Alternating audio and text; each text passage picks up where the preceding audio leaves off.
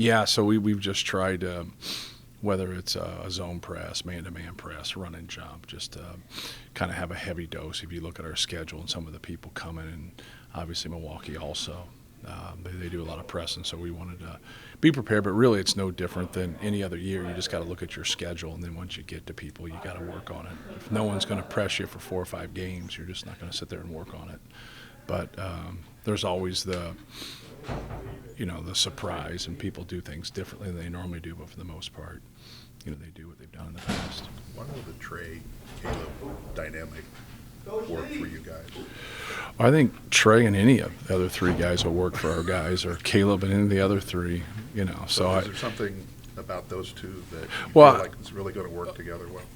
Well, sure, they're both good players. I think more than anything, they, kind of have the same size. So, like, how people match up to them, I think, will be an interesting look to see who they put on Trey versus who they put on Caleb. But, both of them are, I think, tough matchups. And together, I think they cause even a tougher look. But they've all played well together. They've all mixed in well together, no matter what the matchup is.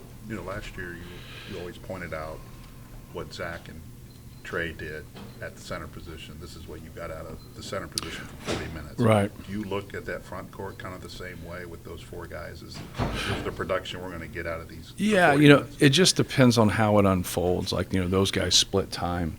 We'll see if, guys split time. I think you'll see a little bit of that.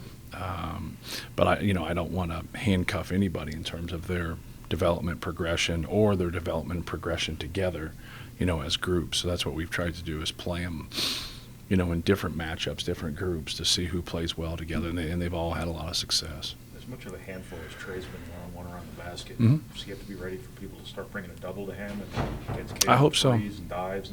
Yeah, I hope they double him. That's always a good thing when you get guys that they're trying to get the ball out of his hands, and you have multiple people on the floor that, if he's with Zach or he's with Caleb, we haven't went small a lot with Trey and Mason as much, but they would be great together, even though they've practiced some together.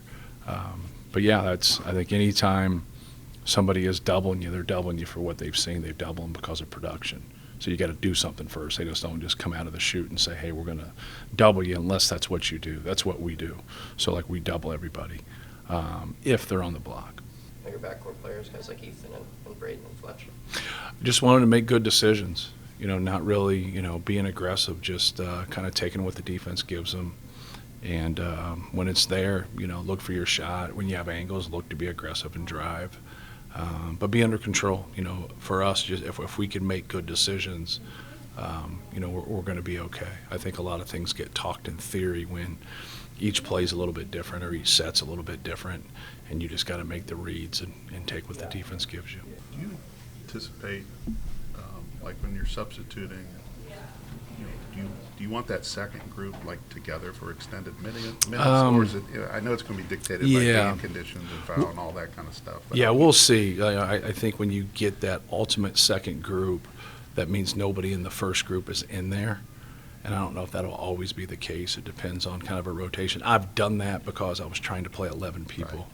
And if I would have done it a regular way, I'd have messed up the minutes.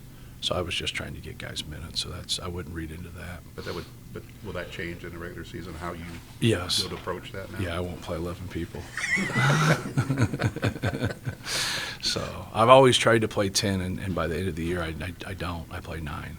And sometimes I try to play 9, and by the end of the year, I play 8. So I have a friend of mine that always says, play 7 but trust 6. I'm not quite there. But it is what it is. It lends to people who don't understand basketball or don't understand coaching, is it's not as much as people's physical talents, because everybody has physical ability or they wouldn't be here. The trust factor is a big deal.